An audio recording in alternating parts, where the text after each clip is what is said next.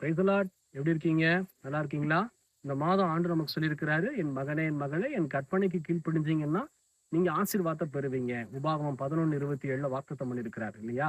அதே மாதிரி இன்னைக்கு ஒரு பரிசுத்தவான் கர்த்தருக்கு கீழ்ப்படிஞ்சு வாழ்றதுனால என்ன ஆசீர்வாதத்தை பெற்றுக்கொண்டார் பாருங்க. ஆதியாகமம் 6ஆம் அதிகாரம் 8ஆம் வசனம் சொல்லுகிறது, நோவாக்கோ கர்த்தருடைய கண்களில் கிருபை கிடைத்தது. இது எவ்வளவு பெரிய ஆசீர்வாதம்! வானத்தை பூமி உண்டாக்கின தேவனுடைய கண்களிலே கிருபை கிடைக்கிறதுங்கிறது மிகுந்த ஆசீர்வாதம். இன்னைக்கு கிருபை நிறைஞ்ச வார்த்தையை தான் நிறைய பேர் போதிக்கிறாங்க. ஆனா உண்மையிலே கிருபை எப்படி தெரியுமா கிடைக்கும்? நீதிமானாக நோவா வாழ்ந்தபடியினால். அடுத்த வசனம் பாருங்க.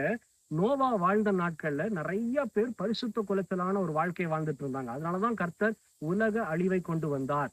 அந்த உலக அழிவிலிருந்து தான் நோவாவையும் நோவாவுடைய குடும்பத்தையும் ஒரு சில வாயிலா ஜீவன்களையும் பேழைக்குள்ள பிரவேசிக்கும்படி செய்து அடுத்த கட்ட வாழ்க்கைக்குள்ள ஆசீர்வாதமாய் அவர்களை கொண்டு போனார், மற்றவங்களை சாபமாய் அழித்தார். வேதத்துல வாசிக்கிறோம். ஆனா இன்னைக்கு இந்த நோவா எப்படி இந்த ஆசீர்வாதத்தை பெற்றுக்கொண்டாரு, இந்த கிருபை எப்படி பெற்றுக்கொண்டாரு? சர்வசாதாரணமா கிருபையை பெற்றுக்கொள்ளல, ஆசீர்வாதத்தை பெற்றுக்கொள்ளல.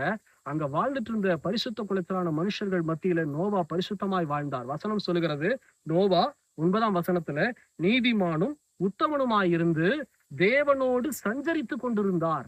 நீதிமானாக உத்தமனாக தினமும் தேவசமத்துல ஜெபிக்கிற மனுஷனாய் சஞ்சரித்து கொண்டிருக்கிறது. அப்படின்னா ஜெபம் பண்ணுகிற ஒரு மனிதனாய் நோவா வாழ்ந்தபடினால மட்டும்தான் நோவாவும் நோவாவோட கூட இருக்கிறவங்களும் பாதுகாக்கப்பட்டாங்க, ஆசீர்வதிக்கப்பட்டாங்க.